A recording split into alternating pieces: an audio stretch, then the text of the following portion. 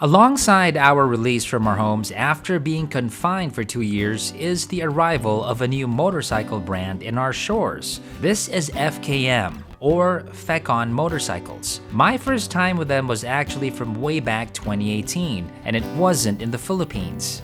It was in Milan, Italy, in the biggest moto expo in the world, EICMA. I've been covering EICMA year in, year out, and I have noticed that if you are in that expo, it shows that you mean business. It shows that you have serious resources to fund your endeavor for the long haul.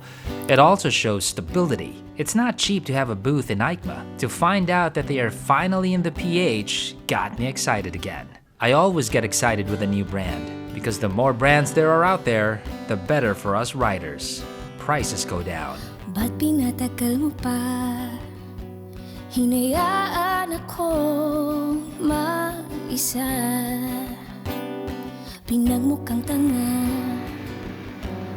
umaasa na lang sa wala. Huwag nang magpaliwanag pa, malinaw na may iba ka na. Alam kong mahirap tanggapin, pero mas mahirap kung pipilitin. FKM, or FKM Motorcycles, is the result of a joint venture between two big companies. From 2018 till now, despite pandemic challenges, they managed to roll out in China, the Philippines, Germany, and Peru. Of course, they aren't stopping there and are already reaching out to other countries at a good pace. It also helps that their research and development has talented Italian designers in their roster, which help explain why they got accepted by the public quickly. The companies behind FKM have a deep portfolio, and I won't bore you with that anymore. Let's talk about the bike. Our first experience with an FKM bike goes by way of a 300cc sport bike called the 3GP. Price, 155K. I know, right? The 3GP is priced like a scooter with the looks of something more expensive with more power. With that money, you get 28 horses at 25.3 Nm of torque. It's got a single cylinder, it's water-cooled, fuel-injected, it's got 17 inches for wheels, and a tank that can carry 17 liters. These are basic modern specs in a sporty package. A decade ago, I never thought I would be at 23 on the verge of spontaneous combustion. Woe is me, but I guess that comes with the territory. I'm an the landscape of never-ending calamity. I need you to hear, I need you to see. I've had all I can take, an exploding team taking over an possibility. It's easy to describe the 3GP simply as a sport bike that you can use every day. It won't be as comfortable as a scooter or as a standard bike, but as sport bike sensibilities go, the 3GP is relatively easy to get along with. Its power-to-weight ratio gives a spirited takeoff. Yes, this bike can perform. It's not all looks. 300cc. Now, I've been going around town in this bike. Dami pong pumapansin. Ang dami nagsasabi, "Sir, artista ka ba po ba? Ganda ng motor mo eh." Sabi ko, hindi po ako artista. Pero maganda yung motor ko. At hindi porket hindi ako artista, ay pangit na ako. Isa defensive ako sinasabi ko lang. But anyway, immediately what I noticed about this bike is how angular it is. And that's what makes this very, very aggressive looking.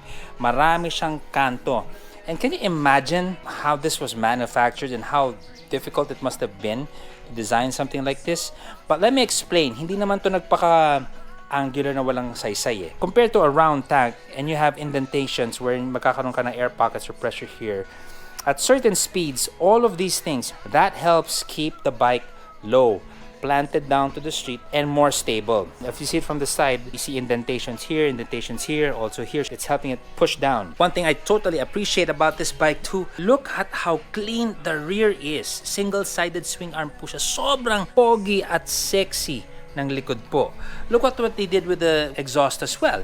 Obviously, sa ilalim, nakikita nyo po, dyan lahat tumatakbo yung catalytic converter, dyan nag-iikot-ikot-ikot, dyan sila nagsasakal in the sense for emissions, diba? So, look at how clean it is. Dito na yung tambucho, chuk, sobrang linis na. Kamono siya ka na.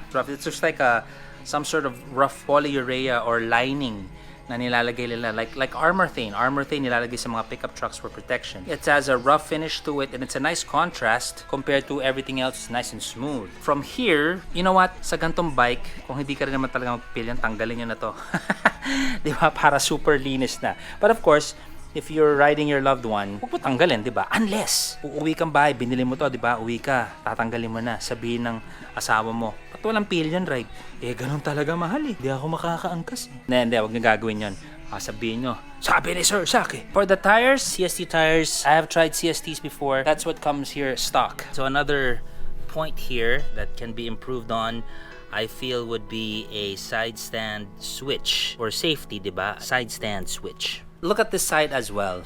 Nice touch on this one. This is super sporty looking. At its price range, at how it looks and how it is performing, meron siyang ganito for your controls. And this is great. This is something that I see in more expensive bikes. Yet, nilagay ng FKM dito and I really, really like that. You have some carbon fiber cues as well. Carbon fiber here on the side. Legit carbon fiber. This is plastic that's made to look like carbon fiber. You have ABS over here. And of course, ABS at the rear. If there's something that I would change, tambucho, I'm fine with that. Plus, parang mahihirapan kayo magpalit ng tambucho considering ganyan yung configuration. You're gonna have to be tuning this properly kasi yung manufacturer nakatono na sa ganyang setup eh. Diba, ano lalagay mo dyan? Unless meron aftermarket na may collab sa FKM. Now, if there's something that I would probably modify or change here upon buying it, is that it would be the tires. Thicker tires. Single-sided swing arm siya. And if you look at the clearance dito sa gilid, you have a lot of clearance on the side to make the tires even big.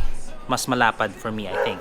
This would have been better if it was black, I think. Although I understand na may highlight, but I don't like mixing gold and white. If this was all black and you got some gold popping up, I'd get that. These are options that you can easily change anyway. Tsaka personal preference ko lang naman yan. But overall, if this was black and you got this whole thing going on, I think it looks fine. Now, one of the most beautiful things is the face. Look at that. That is such a smart-looking, very young-looking face.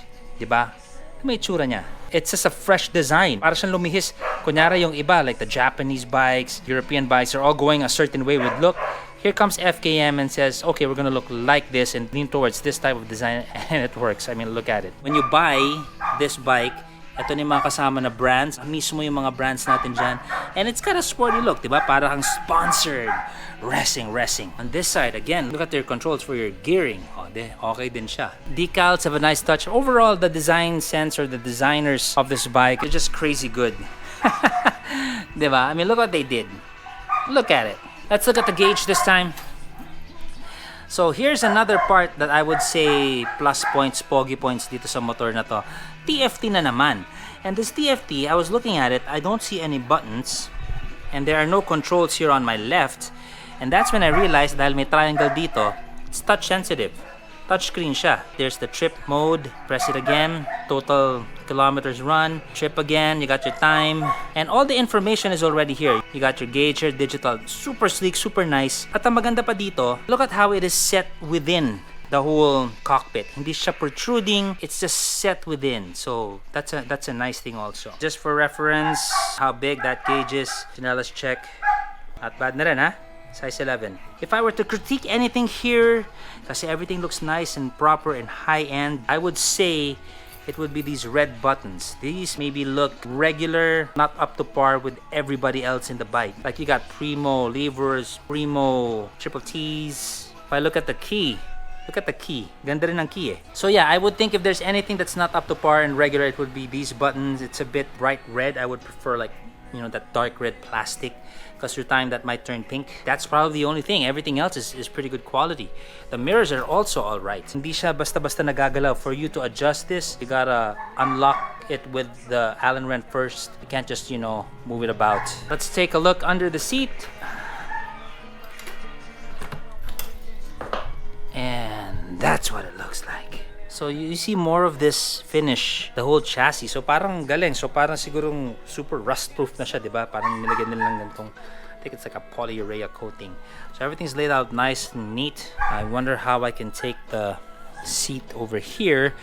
As I see, it's a screw. So that means to access the seat, I may have to take out the side panels. And to take out the side panels, I have to unscrew these panels. And I think I will make an intelligent guess. Bakit? Kasi tinatamad akong gawin yan lahat. If it looks good here, then I'd say it should look good under that too. Right? Ganyan tayo ka-thorough. So seat upholstery is not bad. It's actual stitching. Iba kasi Japex eh. In-incorporate lang dun sa upholstery. But this is actual stitching, which is good. The upholstery on this side is also very good. Doon naman sa gilid, okay din. Rough siya dito para sa grip ng yung inner thigh legs. In terms of foam, it's gonna be on the stiff side. You know, sport bike, ganun talaga. But kahit na medyo stiff siya, maganda rin naman yung lubog niya, as you can see. Dito sa taas, medyo wala na for your mga lalaki tayo, mga balls. Ingat-ingat lang tayo sa IB or ipit betlog syndrome. Dito naman, kumatas ka ng konti, if you want to rest your crown jewels mo dyan, maganda yung atin lubog. Of course, women, walang problema, di ba? Pillion. Same thing with the rear seat. You may think na parang nipis niya, but tingnan mo yung umbok dito and look at how deep that thing can go. So meron siyang fin. Meron akong nakita yung bakat. Yung bakat na yan yung foam. Dito halos wala na. But dito yung pinaka-importante for your pillion. Let's take a listen. Now, mind you, stock po yung ating pipe. Pero pakinggan yung tunog. There's a pipe. Very deep sounding. Malalim po tunog niya.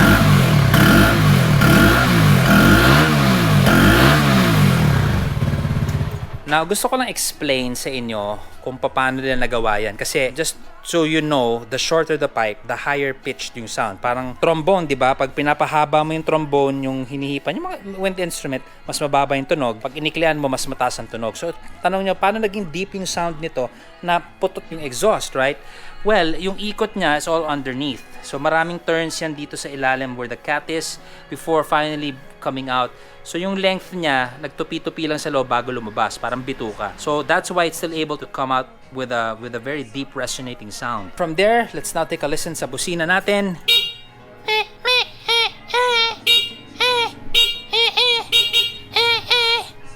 Yan yung nota niya. There is no perfect bike out there, and if there's something that is worthwhile tweaking, I'd say it would be the chassis. They can still make this stiffer and sturdier. For a daily sporty ride, it looks the part. But if it's track day we're talking about, or even an actual competition, chassis structural improvements will benefit the 3GP immensely. They can also work on accommodating thicker tires.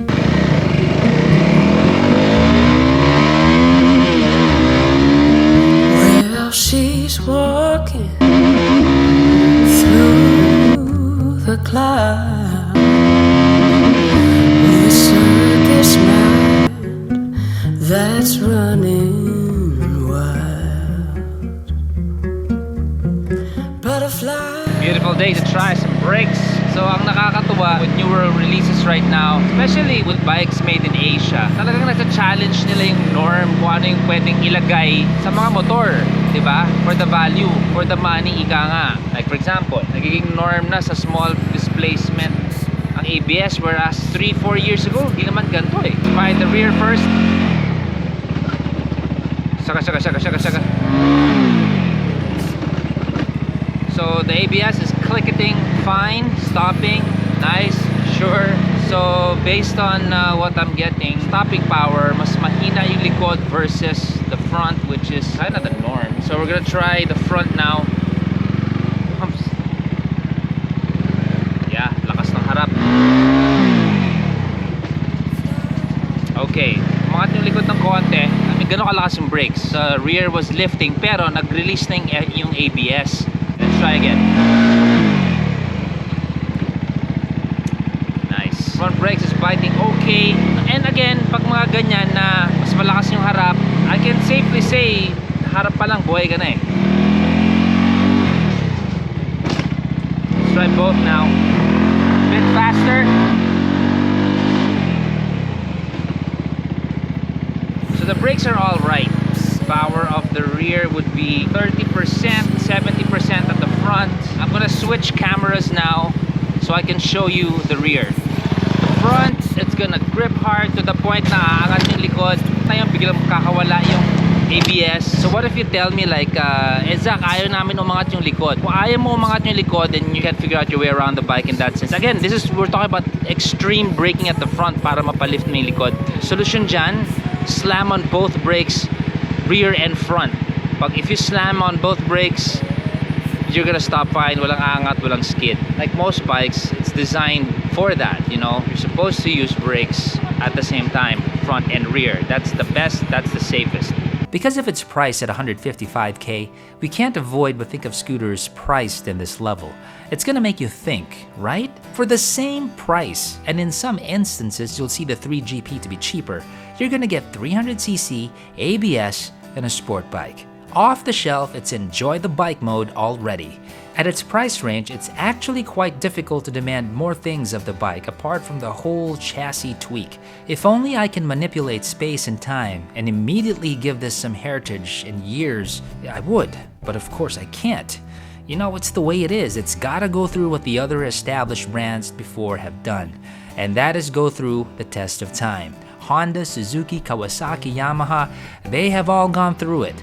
History and heritage is the only thing lacking with this brand at this point. We are at the infancy stage for FKM motorcycles. But so far, I'm seeing a pretty talented kid. It looks like they'll grow up to be a fine adult. It needs time and good parenting from the company.